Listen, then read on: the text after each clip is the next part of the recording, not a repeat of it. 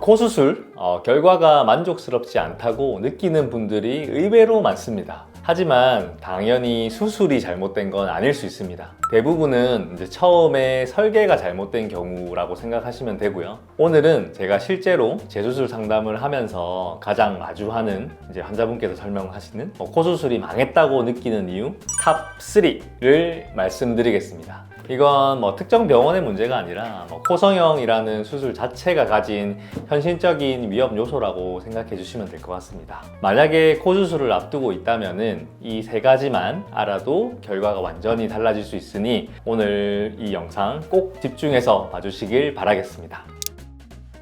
바로 첫 번째 이유는 코를 무조건적으로 높이려고 하는 욕심 때문입니다.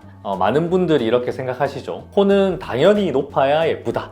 당연히 높으면 실제로 이쁠 수는 있겠지만 실제로는 당연히 각각의 얼굴의 비율, 조화적인 부분이 훨씬 더 중요합니다. 만약에 얼굴과 이목구비가 정말 동글동글한 이미지라면 갑자기 거기서 코만 과하게 높고 화려하다면 당연히 이미지와 어울리진 않겠죠. 이제 저희가 공부하는 성형외과 교과서에 보면은 이제 코 수술 그리고 눈 수술 모든 챕터에는 처음에 이상적인 눈, 코 이런 비율에 대한 부분이 가장 먼저 나옵니다. 여러 가지 비율이 있지만 보통 많이 쓰는 비율은 코의 길이와 얼굴의 길이가 코가 얼굴 전체에 비해 한 3분의 1 정도가 이상적이라고 합니다. 그리고 코 끝과 약간 입술의 각도, 저희가 흔히 말하는 비순각이라고 하는 각도가 있는데요. 이 비주와 입술이 이루는 각도는 여성분들의 같은 경우는 한 95도에서 100도 정도일 때 가장 자연스럽고 부드럽게 보인다고 합니다. 하지만 이것을 넘어서면 인상이 강해진다든지 좀 많이 부자연스러워질 수 있고요. 그리고 너무 과하게 높인 경우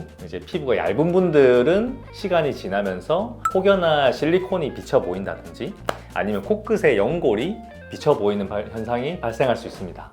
특히 한국인의 코 같은 경우는 이제 서양 사람들에 비해서 피부가 좀 많이 두껍고 그런 경우가 많은데 그 상태에서 코를 너무 높이게 되면 그만큼 코가 원래 높이에서 누르는 압력이 더 세져서 코의 내부 압력이 증가할 수가 있거든요. 그러면 이로 인해서 혹시나 코가 휜다든지 이러한 부작용도 생길 수 있습니다. 하지만 이런 부분들은 수술 직후에는 잘 모르게 되고요. 보통은 한 6개월, 1년 정도 지나서 서서히 코가 이상해요, 코가 변형된 것 같아요 하면서 오시는 분들이 많습니다. 결국 이제 예쁜 코의 핵심은 당연히 높이일 수도 있겠지만 높이가 아니라 안정감과 조화입니다. 자신의 얼굴 골격과 비율에 맞는 라인이 훨씬 세련돼 보이는 법이죠. 실제로 코 높이를 단 1에서 2mm 정도만 낮춰도 얼굴 전체 인상이 훨씬 더 좀 부드럽고 자연스러워지는 경우가 많습니다. 따라서 코를 무조건적으로 높이려는 욕심보다는 본인에게 맞는 코의 모양을 상의하고 찾아가는 과정이 무엇보다도 중요합니다. 두 번째 이유는 지지 구조의 부족 그리고 약함입니다. 코 수술을 할 때 항상 강조하는 부분은 저희가 지지 구조의 강화입니다.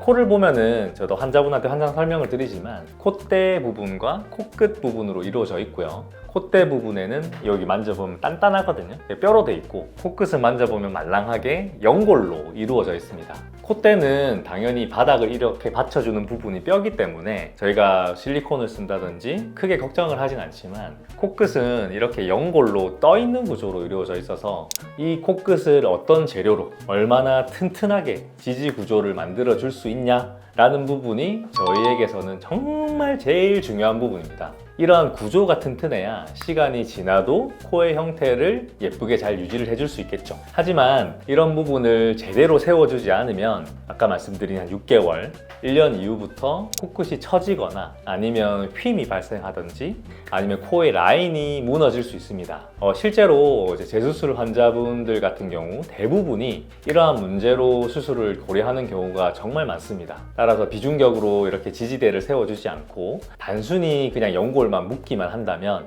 당연히 지지하고 있는 구조가 없기 때문에 시간이 지나면서 이런 약한 구조가 중력에 못 이기고 무너져 버리죠. 따라서 코는 디자인도 중요하지만 이 구조적인 탄탄함이 정말 중요한 부분입니다. 건물로 치면 기초공사죠. 튼튼하게 받쳐야 유지가 잘 되는. 따라서 기초가 튼튼하지 않으면 아무리 외벽을 예쁘게 꾸며놔도 결국 무너질 수 있습니다. 코성형도 마찬가지입니다. 따라서 코의 겉모양도 중요하지만 안쪽의 지지 구조를 충분히 튼튼하게 하고 강하게 하는 것이 훨씬 더 중요하다고 생각합니다. 자, 마지막 세 번째 이유는 피부 두께를 잘못 판단한 경우입니다. 이건 이제 의사도 마찬가지고 환자도 마찬가지로 놓치기 쉬운 부분 중에 하나거든요. 피부가 두꺼운 분들은 아무리 코끝을 좀 많이 세워도 좀 코에 라인이 좀 묻힌다든지 좀 둔탁해 보이죠. 그리고 반대로 피부가 너무 얇은 분들은 이제 실리콘이나 자가 연골에 윤곽이 그대로 비치면서 좀 진짜 너무 성형한 것 같다, 아니면 성형이 좀 티가 많이 난다든지, 아니면 코끝 피부의 문제로까지 이어질 수 있습니다. 특히 아무래도 피부가 얇으면 그만큼 피부로 가는 혈류가 약하기 때문에 조금만 압박이 생겨도 염증이나 아니면은 색깔이 변하는 변색이 나타날 수도 있습니다. 이런 경우에는 당연히 코 수술의 재료 선택부터 달라져야 하는데요. 앞서 말씀드린 대로 코 성형은 이제 단순히 예쁘게 만드는 수술이 아니라 본인의 피부 조건에 맞춰서 이러한 지지 구조를 설계해야 되는 정말 힘든 수술이긴 합니다. 하지만 이 과정을 무시하면 예쁜 코는커녕 오히려 원래 코보다 못하고 이제 변형 위험만 커질 수가 있습니다. 네, 결국 코 수술이 망하는 이유는 대부분 욕심과 기초 설계의 부족에서부터 시작됩니다. 첫 번째, 무조건 높이려는 욕심. 두 번째, 지지 구조를 고려하지 않은 수술의 설계. 세 번째, 피부 두께를 고려하지 않는 디자인. 네, 이러한 세 가지를 피해 주신다면 성공적인 수술이 될 수 있는 조건이 완성됩니다. 이 외에도 여러 가지 조건이 있겠지만 대표적으로는 이 세 가지를 생각할 수가 있겠죠. 저는 매주 재수술을 원하시는 환자분들을 정말 많이 상담하고 만나고 있습니다. 그리고 그분들 대부분은 이렇게 말씀하세요. 그때 몰랐어요. 그냥 예뻐지고 싶었어요. 그냥 아무것도 모르고 하자는 대로 수술을 했어요. 당연히 코의 높이가 예쁨이 기준이 될 수 있지만 그 예쁨은 당연히 높이도 중요하지만 균형과 조화와 안정성에서 나옵니다. 그 균형을 잡는 게 이제 의사인 저의 역할이고, 그 균형을 이해해 주시는 게 환자의 준비라고 생각합니다. 코 수술을 고민 중이시라면 코의 구조보다 조화를 먼저 생각해 주세요. 그렇다면 이 영상을 보고 계시는 당신의 원하는 결과로 가는 과정이 더욱 쉬워질 거라고 생각합니다.